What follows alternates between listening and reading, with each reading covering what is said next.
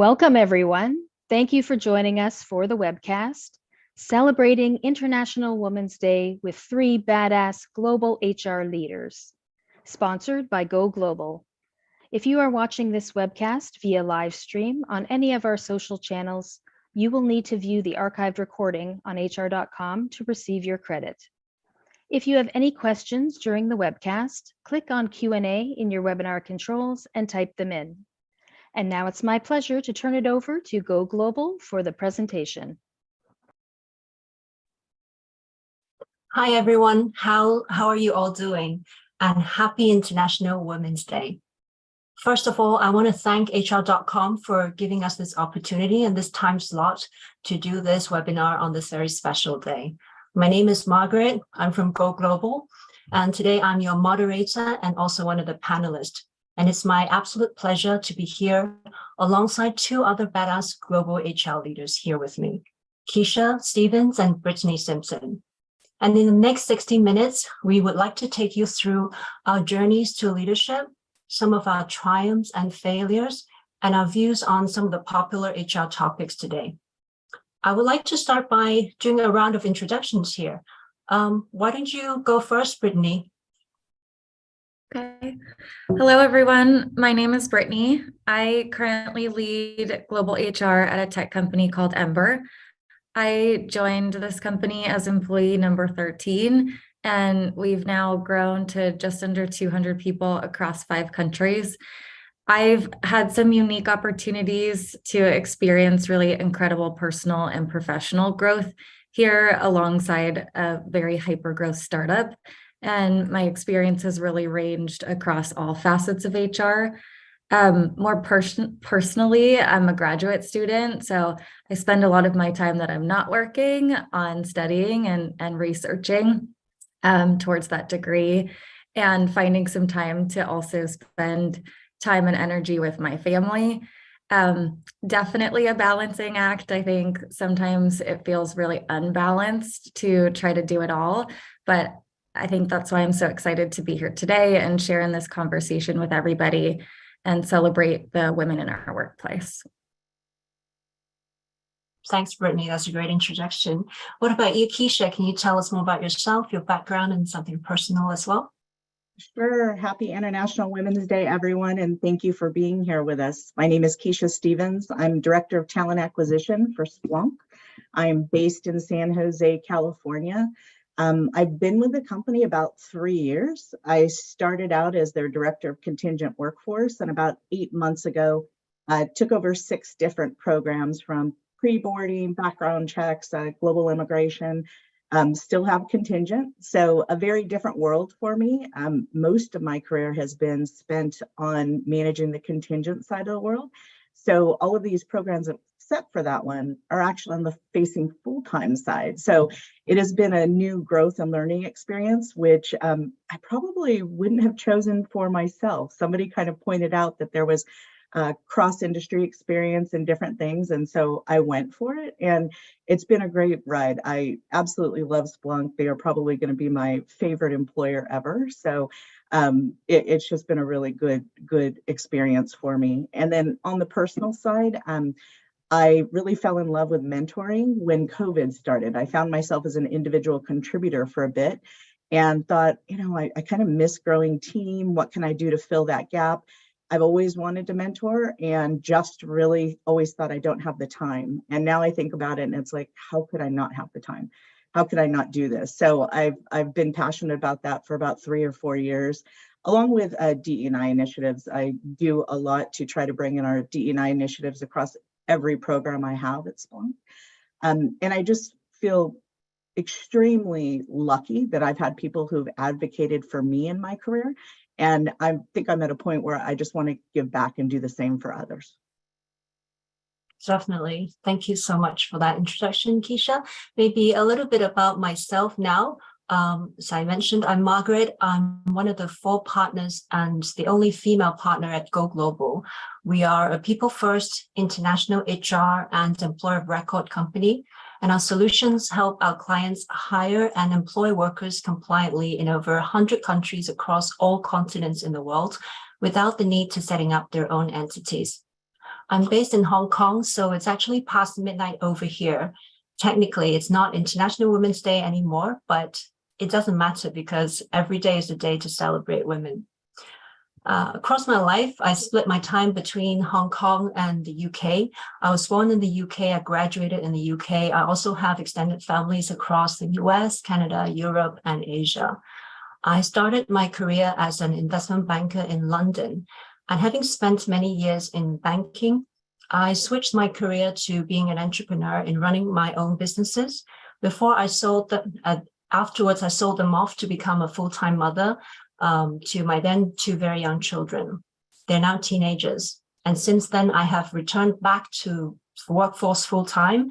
And currently, I'm looking after the group operations at Go Global, meaning that I'm responsible for its people, its product, and its processes. I'm very passionate about creating the right corporate culture. And I'm very proud of the fact that at Go Global, over 70% of our workforce is female. Most of our major function heads are kick-ass women, including our head of technology. It's actually her birthday today as well, so I want to say happy birthday. And we have an environment where women and men of all situations are able to thrive. On the personal front, I have, as mentioned, two teenagers. They are turning 16 and 14 this year. I love music, and I do yoga as a means to taking care of both my physical and my mental well-being. So after the round of introduction, and before I move on to our first official question of today, I would like to spend a few minutes on the word badass, the definition of this word, and why we call ourselves badass leaders. Now, I don't know about you, Keisha and Brittany. English is not my first language. So when I first know about this, the title of this webinar, I didn't know what to think of it. In my mind, badass, I thought of Arnold Schwarzenegger, even Angelina Jolie and Lara Croft. It's all involving very physical, beating other people up sort of appearance. But as I do more research, I found out that it's actually interesting as the corporate culture evolves, popular culture have started adopting this in a very positive way as well. So if you look into the dictionary, more traditional definition of this word shed a more negative connotation, ready to cause or get into trouble, of a formidable strength or skill. But if you look at Merriam-Webster dictionary, it actually means someone you admire or find impressive. And as I do more of my own research in the context of a corporate leader, I would like to think that for corporate leader, badass means someone who is fearless, vulnerable, and humble, someone who speaks the truth and builds trust in others, somebody who gets stuff done and are driven by values of responsibilities, honor, justice, courage, compassion, integrity, selflessness, humility, etc. So I really like warming up to the idea of us being badass leaders. And I would like to get Keisha and Brittany to share their thoughts and what they think badass means in the context of a business leader and why they think they're a badass leader. At the same time, I would also like to open up the chats to people in the audience as well. What do you think badass means? What do you think a badass leader means to you as well? So who wants to go first? Maybe Keisha first this time. What do you think badass means? Sure, I'll go first. So I was the same. When I saw this title, I kind of giggled a little bit and was like, okay, what does this mean to me, right? And I think that for me, at least in my career, I've always been that person who wants to talk about what no one else wants to talk about, right? So if we've got an issue going on in the business, if we've got just something we need to work through that's uncomfortable, I'm always that leader that wants to bring it up. I don't want to leave the room until we've had the discussion. And some people don't agree with that. They're not crazy about that. They want to think about it, et cetera. But I'm the type that I want to be fearless in standing up for the things that I believe we need to fix or things that I believe, I just believe in, right? And so I tend to be that person who will speak up and have that conversation, no matter how difficult it is. And, I was very lucky in my career to have the same manager for about 10 years who I've followed in her succession plan, et cetera. And I always saw her handle herself with such grace. And I think always being vulnerable too. I don't think I ever wondered kind of what was going on with her, what was on her mind. And I think that is very important. I feel like, your team comes to you because they want to feel like they have someone they can trust, someone that they can speak to, somebody they can open up to. And you have to do the same so that they feel like they're in a safe place. They feel like they can share. So I feel like that's really important as well, showing that vulnerability and being authentic. People want to hear the real you. And so I think I've tried to bring all of those aspects into my career in being a leader. And I hope that shows to my teams, et cetera. But those are the things that I find most important. I think about being a badass leader and showing others there's a great way to lead, and you can lead and build yourself in any type of leader you want to. But it needs to be authentic. Yeah, it almost means empathetic leadership as well from how you describe it. So I absolutely agree with everything you said. Any thoughts from you, Brittany? Yeah, I had some similar thoughts. I think, when I first thought about the term badass, I thought it meant to be really like loud and assertive, and I'm definitely not that person. I'm more of a quiet leader and an introvert, really. And so when I think about being a badass leader, I think it's for me a little bit less about personality and more about your actions and your behaviors. And Keisha, I love that you talked about vulnerability. I think that's something I try to stay true to in everything I do as a leader. And one of the ways I do that is by knowing that I don't know everything and leaning on others for support and knowing where to ask questions, but also being willing to step into the unknown and see that discomfort as opportunity for growth. It's kind of doing things scared in some ways. I think that is what makes a strong leader, and showing other people that they can do the same. I love the one comment you made, Brittany, about knowing you don't know everything and not being afraid to ask others, and letting your team see that you don't know everything. You need to go to others. They need to ask for help. That's normal, right? That's what we do to learn. And I think that's another point of kind of being vulnerable and letting your team see, what your faults are as well, or things that you need to work on, and they will follow and do the same. So I love that point you made. I love everything that you say. We're almost like three of the same voice. Things about vulnerability, authenticity. One of the best things I've learned from myself is actually embracing my own imperfection, because I think a lot of women are perfectionist, so that gives them a lot of insecurities, and by just accepting that you're not imperfect is actually quite powerful. It gives you a lot of confidence, and that's also part of vulnerability as well. It's just admitting that sometimes you don't know it all and just ask for help.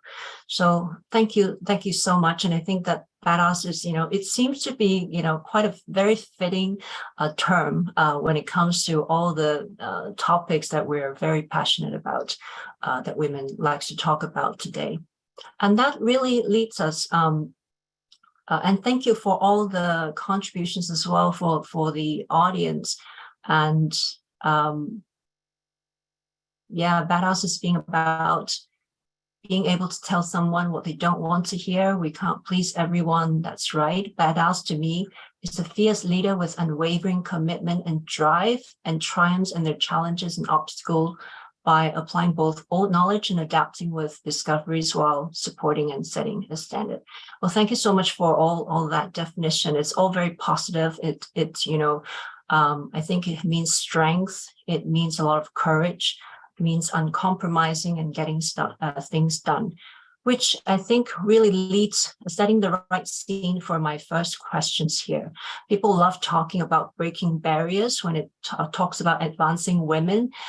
Breaking barriers is really about removing those limitations that women used to have in order to achieve what they wanted. So my question to Keisha and Brittany is that what is something that you are very passionate about, that you have spent time on, and how do you contribute towards breaking barriers and making things better in those areas? Maybe Keisha first, because I know that you are very passionate about mentorship, for example, and mom projects. I'm very intrigued, what's the reason that you go into these areas, and can you share more about the activities you do there? Sure. So again, back to my story from about 3+ years ago when I found myself as an individual contributor, looking for ways to kind of help people grow, et cetera. I ran across Mom Project, who I had known because of my DE&I research. We were doing some different things for contingent, Women Back to Work, and Mom Project had come up as two possible vendors that we wanted to work with. So Mom Project has a mentorship, I believe it's called Rally. And you kind of sign up, say, I'd like to be a mentor. Here's all the things about me. And then they do a match with a mentee, and they come back and you get, someone assigned to you and you start talking. I was matched with the most perfect match I probably could have ever been matched with. It was odd. We were on our first call, and her and I said, do we know each other? Like, have we met before? We just had so much connection on the first call. And she was a mom who just had her second child. She had taken some time off, and I think she was about 6 months on a leave at this point, and had decided she was ready to kind of come back to work. And so we were talking through all of the things and realized like what wasn't right in her current job, which was really about the pace and the challenge that she was getting. But she had a lot of cross-functional skills. And so I started talking to her about recruitment coordination and the speed in that and how that works in tech, et cetera. So she started applying for some jobs, including with us at Splunk. And later she came back and she says, I have an interview at Splunk, can you prep me? And I was like, great, sure. So when I'm mentoring, I really try to stay out of, if I have relationships or different people, I just try to prep the candidates to go where they can go, et cetera. So I didn't say anything to the hiring manager. I didn't say anything, really to her that I knew them, et cetera. I just let her do her thing. And she came back after the first interview and she said, oh, they passed on me. What should I do? And I said, well, I would send a thank you note. I said, it's a tough market. A lot of B candidates are coming in because A candidates have taken other jobs, et cetera. I would, send a thank you. And I was so proud of her. She sent this thank you note that, to paraphrase, basically said, we are going to work together. You are going to want to hire me someday. And I was just so proud of this confidence that she brought out that I had not seen. And sure enough, really nice. 3 days later, the candidate they chose dropped out and she was called. So she is now a full-time Splunker 3 years later, and kind of my little success story. And after that happened, I just realized from seeing her life change, from things that people can do differently. They can buy a car because they have a professional job. Maybe they've left retail and now they're in the corporate world. All these things that I've seen as I continue to mentor just amazes me. You can help people one person at a time. And so that's probably been the most profound fact that's come out of all this for me, is that I'm seeing people grow. I'm seeing their lives change. And I realize I don't have to prep a whole lot to do this mentoring. These are things that I've already experienced in my career, or that I just am helping people and coaching them in how to do their resume better, how to be more confident. It's all things that are in my toolbox. It's not like I have to, do a bunch of homework to have these mentor conversations, which originally I think that's what I was thinking. I was thinking, what do I have to give? What am I going to share with people? And I've realized it's the real life experience. People just want to know, how do I do better? How do I get here? What would you say, et cetera? And it just continued to be just a really great experience for me. So I do it both with Mom Project, Women Back to Work. So Mom Project focuses on placing parents in jobs, men or women. Women Back to Work focuses on women in tech who have had a break in service. So usually they're around 12 to 18 months break, maybe to raise a child, maybe because of layoffs, et cetera. And then I also mentor in-house with Splunk now, and we have a program called Camp. And so I mentor other Splunkers at all different levels. I would say the difference between the two is the people who are more on returnships are really looking for career advice. They're really looking for confidence, those kinds of things. When internal in Splunk, it's more about how to navigate internally within the company. So very different types of mentoring, but I usually take on 2 to 3 a quarter and try to stay in touch with all of them. So my very first one, obviously, I still talk to. The ones in the middle, I, at least keep in touch with once every month, once every other month, and continue to see them grow, even after they've changed companies, gotten jobs, et cetera. So I feel like I really found my passion and purpose in this. And I don't think I'll ever stop now. So that's how I'm hoping that I'm giving back and that I'm showing others, I've been fortunate enough to be advocated for, and I want you to have someone who will advocate for you. That's very moving, Keisha. Thanks for sharing that. I'm also involved in the mentorship program as well here at the Hong Kong Women's Foundation. So I find that mentorship for me it's not just a one-way relationship. Actually, not just my mentee benefiting from hearing my sharing. I also benefit a lot from hearing what the younger generation, what are they thinking about, what bothers them, just to stay relevant. And you can always learn from somebody no matter at which stage of their career they're in. So it's a very two-way. We've formed a very close relationship since then. And as you said, it's immensely satisfying to see how you have made an impact on their life as well. Also, the return to work is I wish there was that program when I tried to return to work. So it was very difficult. I know how difficult it is having to left the workforce to go back as well. So very honorable of your effort there. What about you, Brittany? I think you have some areas where you're also very passionate about as well. Yeah. I just wanted to say too, Keisha, I was so excited to hear you say that you can make a difference one person at a time. Because I think in leadership, sometimes you feel like you have to do these like grand things to make a difference, but it is really those small moments that count. That's and right. I haven't really had any formal mentorships in my career yet, but I've definitely had some informal ones, and they have been so invaluable. They're like the people that challenge me when I'm feeling stuck, or the people that push me when it's needed. They're the ones that lift me up when I'm down or celebrate me when I have successes. So I think that just having a support system in any way is so important. Yeah. Oh, I really want to start a mentorship program at my company now. So that's really positive. And thanks for sharing. I think personally here, just from Go Global perspective, I'm also very passionate about training and development. I think people are our best assets. So it doesn't make sense to me that you don't invest in them. So I push for, we're also a young startup as well, very similar stage to Brittany, your company. And this is the first year that I push for training and development programs for people of various stages. And I know that a lot of training really comes from on the job, 70 to 80% of it. But I think there's only so much you can progress if you keep being very good at what you do today.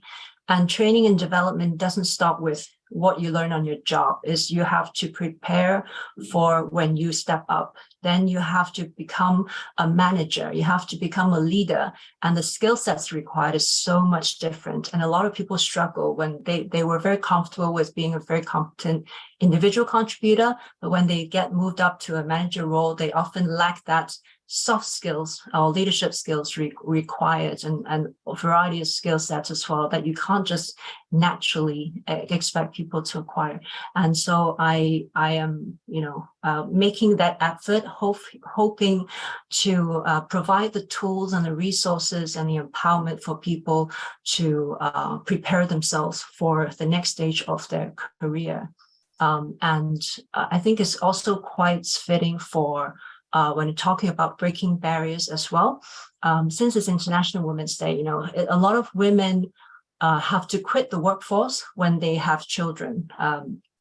I have a lot of personal friends in my network for sure that they graduated from Ivy Leagues. They have all this impressive resumes and CVs, and then they just give it all up when they have children. And I'm sure you experience, in your workforce as well, people who have to drop out, who have to take a break because of parenthood.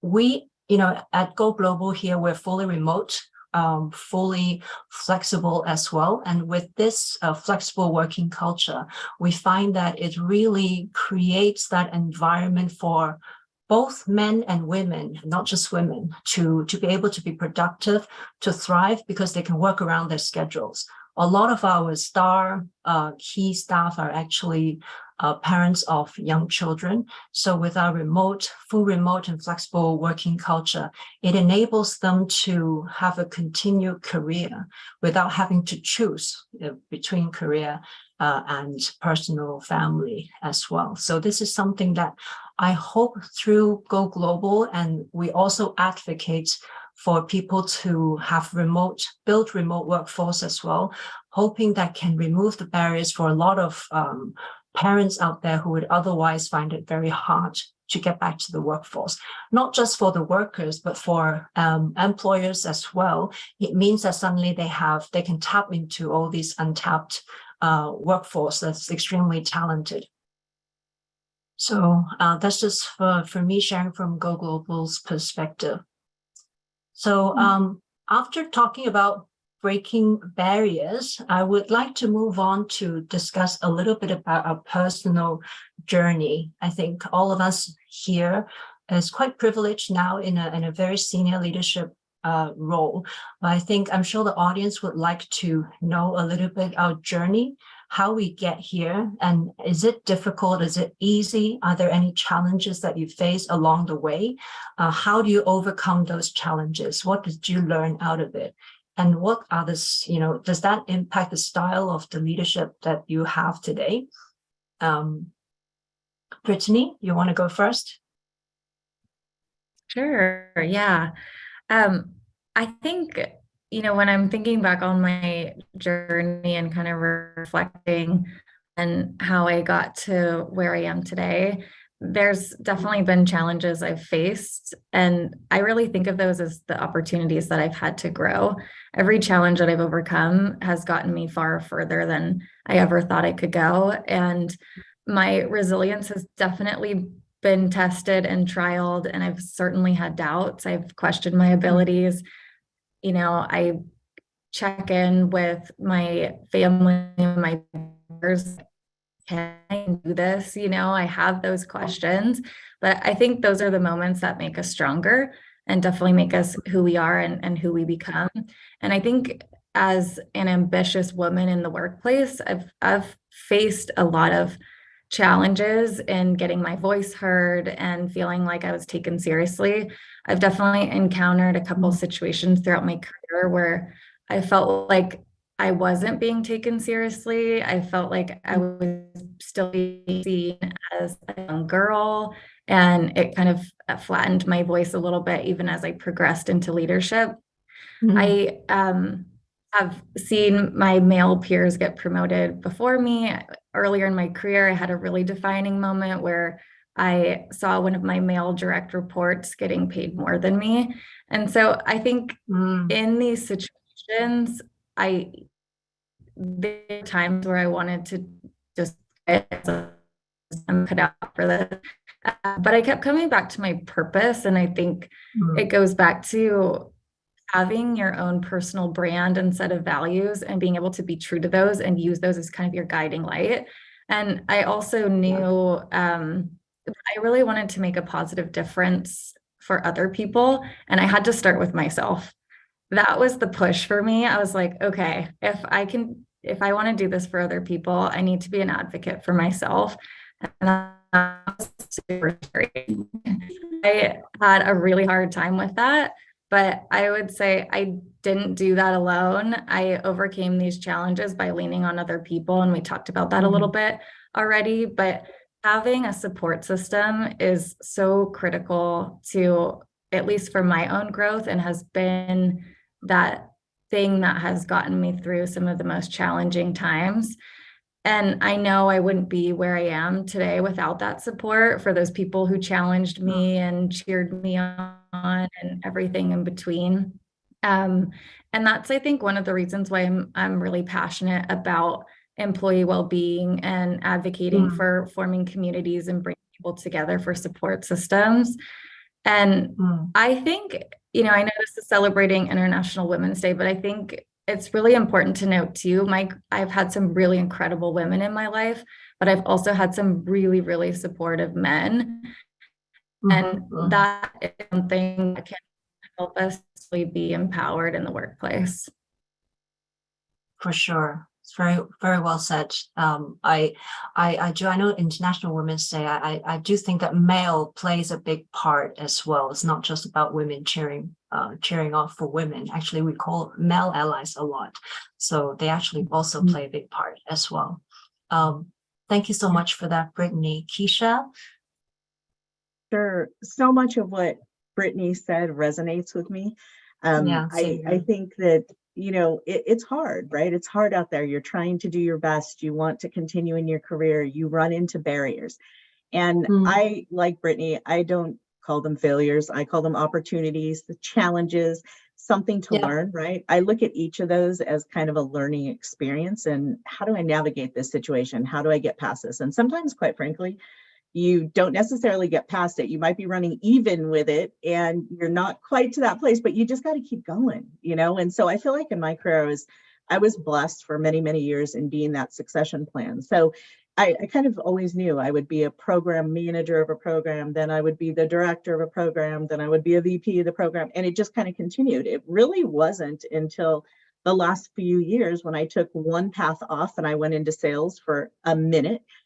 Mistake. Not what I should have done, but I wanted to try it. I wanted to kind of challenge myself. And then I came back into operations, into this role, which is, again, kind of steered me away from what I grew up learning and everything else. So I would say the last 8 months for me as a leader hasn't been uncomfortable, because I know how to lead, I know how to manage teams, but not knowing all the details in the programs under me has been a challenge to get up to speed, to show up in meetings and know enough to be having intelligent conversations. So that's kind of been my last 8 months. And I realized that, you always hear about people talking about the career path and it's kind of up and down. And it's really like this, and this is kind of the first time in my career I've experienced that and seen the good things that have come out of it for myself. I think I'm so much more open to sit down behind someone and say, how do you do that? Like, let me see how you're doing it. Not that I want to change it, but I need to understand it. And just putting myself in my employee's shoes to sit back and say, okay, now I understand why you're having a challenge. Let me go have a conversation, right? And so I think more than ever, I've had to really be open to learning in that way versus learning because I know it. I've been doing it so many years in my career. Now it's more like, okay, I don't know this. Like, I need somebody who does, and I need your expertise, right? And leaning on my team to do those things. So I think that has been a huge kind of change in, last 8 months to a year for me in my career. I will say the same with Brittany. I've often been met with others who perhaps were paid more, who perhaps were promoted first, and I'd been at a company for a very long time, and it does kind of set you back a little bit, right? You have to stop and you have to kind of breathe for a few minutes and go, okay, what's my plan for me? Like, does this even matter? Do I really care about that? Or am I just working on myself and where I need to go? And that's hard to do. It's hard to not be difficult on yourself. I mean, usually most women are their own worst enemy as far as being hard on themselves, right? And so, like, having to stand next to that and say, okay, I'm doing good. My work is being recognized. My time will come. That's a hard thing to do and to learn to do. But I think that's one of the things that has probably helped me a bit, is just kind of learning to stop and breathe. I'm always very fast paced, high energy. That is very difficult for me to do, especially when it's about myself. And so that's something that I have really, really had to dig in on and say, okay, what is the path you're on? Forget the path that everyone else is on. Forget about what's going Yeah. on around you for a minute. Just focus. And I think Yeah. that's a really, really important thing to do. And then I think, again, recognizing our male allies as well. I currently have a male boss who is probably one of the best I've ever had in my career. And, I can't be thankful enough for everything he does to advocate for me and my teams, et cetera. And I think it's important. You need allies. One of my favorite exercises to do with my mentees is the board of directors table. So we draw a imaginary table, and there's 6 or 8 people sitting at that table. And you have them for all different reasons. You have someone that maybe you talk to personally. You have someone who challenges you and says, no, I need to tell you, I need to be honest. This is a problem, and you have different people at that table. And one of the exercises that I go through is having the mentees draw this out. And then I ask them, when was the last time you talked to this person? And there's silence usually. Everybody's like, ooh, unless it's a parent or someone like that, they're like, ooh, I haven't reached out to him in a long time. I said, your network, your allies need to know that that's what they are to you. Have that conversation. Ask them to partake in your career, right? And I've held tight to that. I never overlook my network anymore. And it was because of a layoff I had a few years ago. And just what a humbling experience I had in my network coming to me and helping. And I just think that's really important, is surround yourself with people you trust, with people you can ask all kinds of questions from. And it may not be the same person, and that's okay. You may need 10 people at your table, you might need 2, but I think it's a really important exercise for everyone to do, no matter what role you're in, to just feel comfortable and confident that you can stop and ask someone who really knows and help you make a decision. It's not that you're going to follow what they say, but at least you've got input that you feel is important and you trust. Well, I feel like both of you have said everything that's very close to my heart as well. So I definitely resonate with a lot of things that you already touched upon. Personally, I definitely have my own challenges and adversities throughout my career. Many of them just because of how my career path went. I was in a male-dominated industry for a long time. I was also kind of suffering from unconscious bias a lot as the Chinese female in a global institution. I have switched career and I have to juggle between family and career. I also have to struggle a lot trying to get back into the workforce. And Keisha, you would know how hard that is. That's really, I have done things, as you said, Keisha, I've done things that only to realize that this is not what I want, or this is not what I'm good at. I've also been in positions where, I'm absolutely feeling unfulfilled and appreciated as well. So I think throughout these journeys, all of these put together forms my experiences. And I think it makes me that little bit more empathetic now that I'm a leader, because all these feelings stays with me. And I know how it feels to be, in different situations. And I think there are only very small things, very small gestures that people of leadership role can do that can make a huge difference to other people. And why not do that? It's a great investment with not so much effort. It's just about listening. It's just about acknowledgement, a pat on the back. Sometimes make a huge difference to someone from feeling depressed versus feeling very motivated. So I think these adversities also help me gain new perspective as well. For example, I wanted to, when I wanted a job, but I didn't have a job, that was probably one of my lowest point in my life. So having known what it's like not having a career, now that I don't take anything for granted, and any opportunity that I have, I really did put 200% of myself into it. Never complain about working too hard. Never complain about each day's challenges, about too much work, because I think that is a blessing that there is challenges for you to work on, because I know it's so much worse not having that at all. So these are the new perspective as well. And sometimes when people feel like they don't believe in you, you also have that motivation to be better and to prove them wrong as well. Sometimes when people believe in you, you want to be better to not lose their trust. But if people do not believe in you, that's also motivation for you to actually prove them wrong. So either way, it's a motivation to be a better version of yourself. So I think all that experience, I think the message is that there are people out there who you're not alone, and that all forms part of your personality and forms a style of leadership that you will become one day, or take that all as positive for yourself. So thank you so much for sharing. And I think I'm back to my last questions now. Is probably something that I always want to hear when I join a panelist session as well, is that I'm sure a lot of people in the audience there would like to hear from us. What is the one piece of career advice you would like to give them? It could be your career advice, or you can share one of the best career advice you have been told as well. Keisha, you want to go first? Sure. I think probably a couple of the best ones that I've heard is, figuring out your purpose and your passion, because I think, we spend so much time at work. We spend so much time with people at work.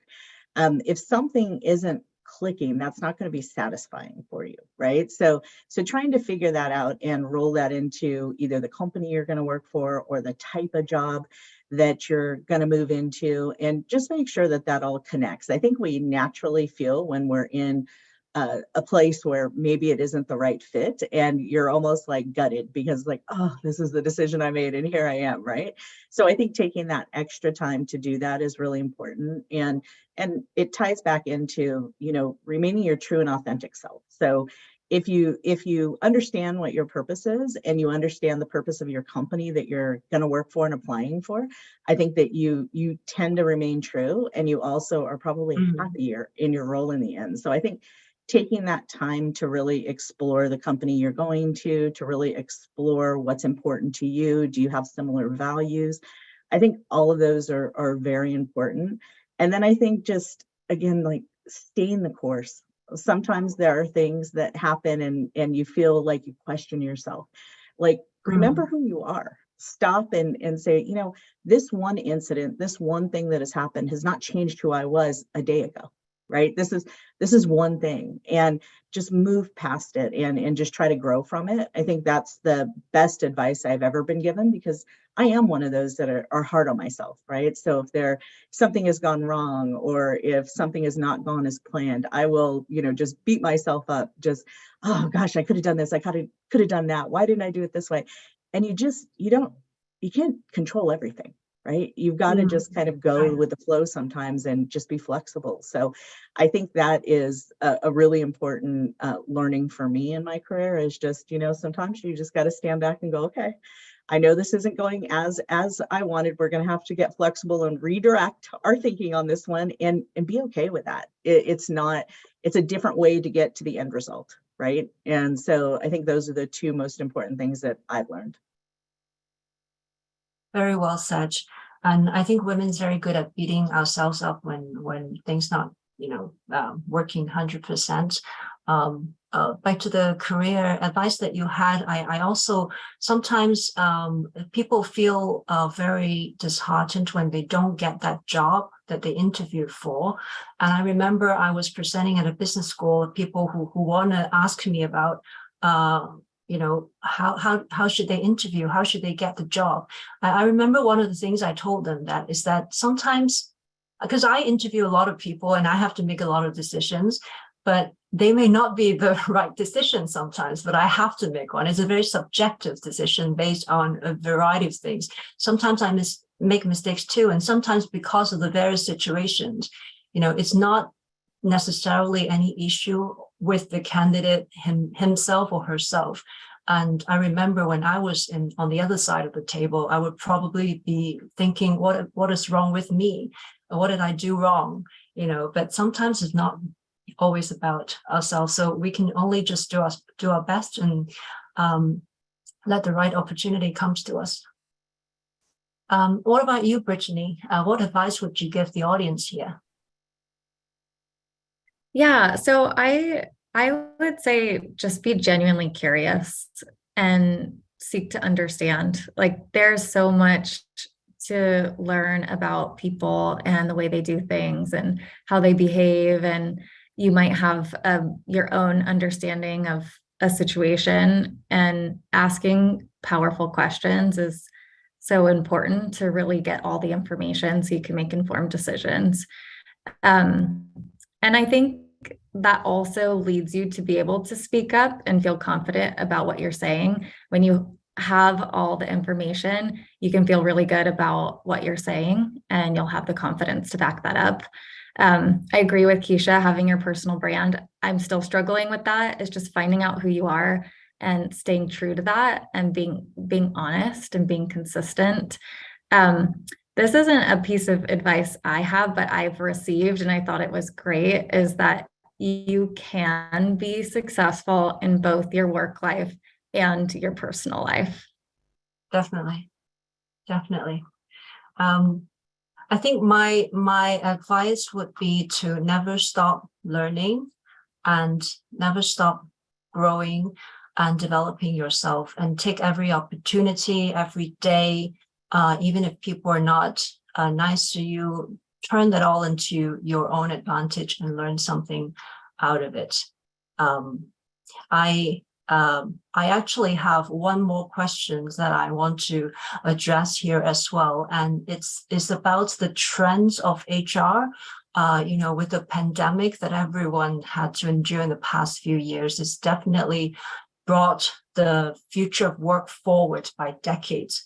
And it's kind of thrown a lot of HR professionals by surprise. What does that mean now? We all talk about remote work, hybrid work.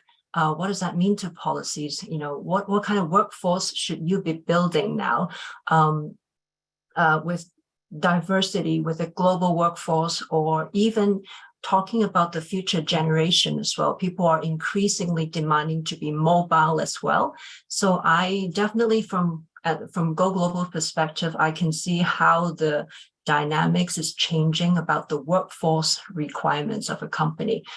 As HR leaders here, how do you see that? What are some of the challenges that you face, and how do you shape the corporate culture so that you make sure that your increasingly diverse or mobile or remote workforce stays engaged?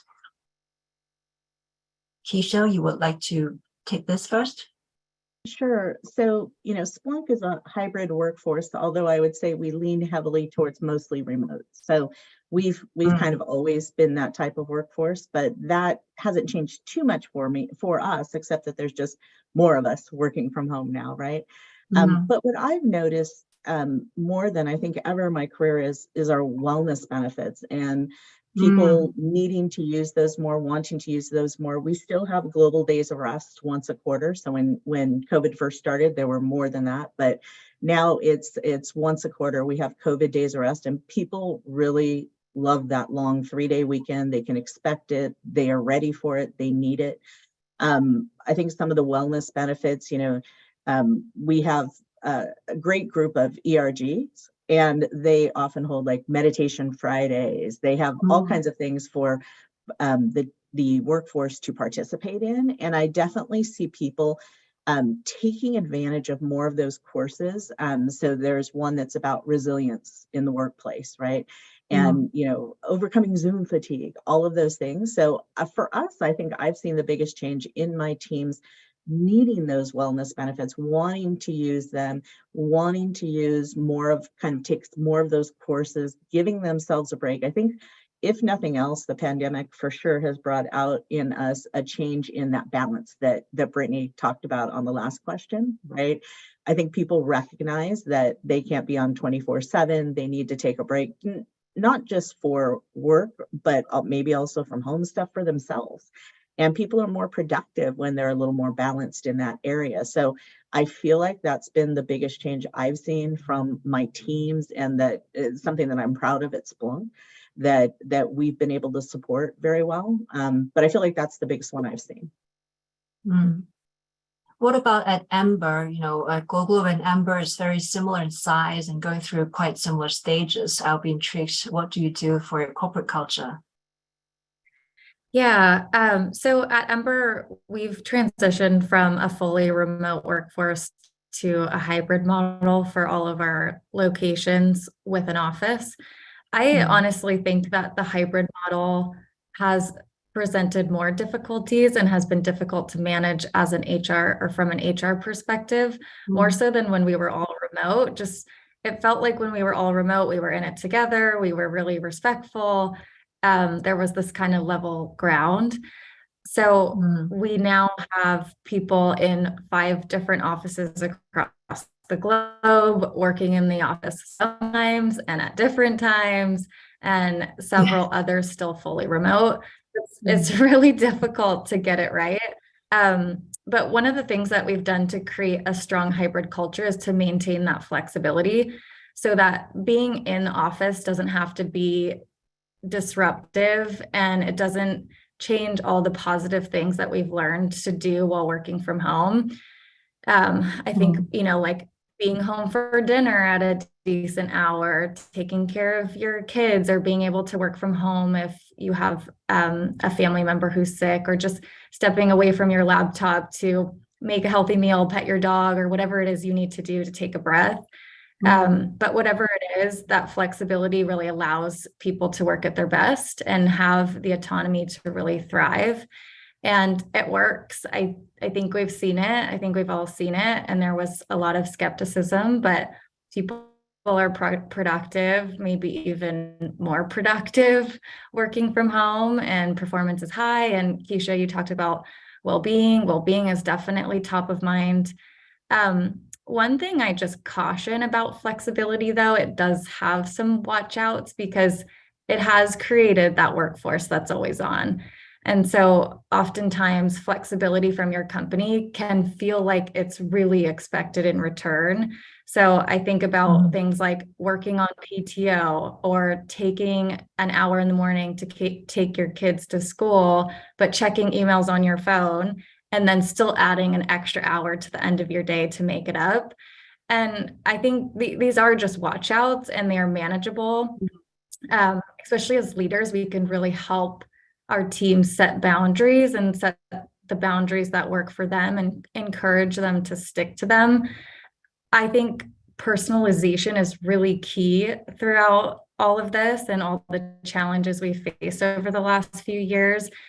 Everybody's going to have a different take on it. Everyone's going to be motivated by something different. Some people might like that integration of work and life. Some people might need a really strong separation, and we can help to create those boundaries and encourage them for our teams, and also model the behaviors. So if we're not taking care of ourselves, it's really hard for our team members to feel like that's okay. And I think just like the last thing I want to say about remote work, it really allowed for far more forgiveness for being human. And that's something that we can really carry forward in today's environment, whether it's remote or hybrid, or even all the way back in the office, is just being more accepting of the life that's going on behind the scenes. Yeah. Can I add something to that one, Brittany? I think course. that I think that's really interesting you said that, Brittany, because I feel like since we went remote, I by far know more people's children's names. I've seen the children. I know who they are. The parents walking in the background, if they're at home, the dogs. And so I do think it has done this completely different connection for us personally. Yes. And people do have Sure. empathy for the other situations. I'm home with 2 dogs. I don't have 2 kids, that are running around in the background, and I watch some of this and I'm amazed, right? I'm like, how do these Mhm. parents do it? So I think it brings a different level of empathy to us as well, since we've been Yeah. working remote. And I actually enjoy it. I like knowing that, my team's family and what's going on there, and they like meeting me. This is who they spend 8 hours with a day, that type of thing. So I think it's done actually good in that aspect. Yeah, Yeah, for sure. I agree. I love, people's cats and dogs and spouse walking past, and I think that's really getting to know them at a completely different level. It's very interesting. I think, as Brittany said, I think we're all at different stages. We're all still figuring it out. I don't think that's a perfect formula that works. But, I think remote work or hybrid work is here to stay. So hopefully HR can, figure out in your own company, what is the best way? How can you shape your policies so that it really works for the future of your workforce? We have a few minutes left now, so I do appreciate that some people already submitted some questions prior to this webinar, so thank you so much for that. If we do have a few minutes, maybe I can choose some of the questions here that we have not maybe addressed yet. I like this question. How can women find a voice in making strategic organizational decisions?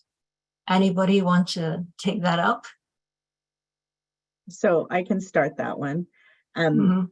I started at Splunk in the middle of COVID, had never stepped in the office for, the first almost year, I want to say, before I actually saw coworkers, et cetera. But I've always deployed the network, even internally, right? So I go out of my way to meet the stakeholders that I think are going to be a part of my programs, just to double check in and say, hey, here's what we're working on. Are you in alignment with this? I have found that somewhere in the business, you will find an ally for whatever initiative you are trying to get through, probably more than one ally. And it's identifying them, it's bringing them on early, because once you start socializing, they're going to start socializing. So having someone and others in the business who believe in those initiatives that will help you spread the word, to me, has always worked. So it's this collaboration piece that you have to learn to do cross-functionally within the business to kind of get your point across. No one person can do any initiative alone in a corporate environment.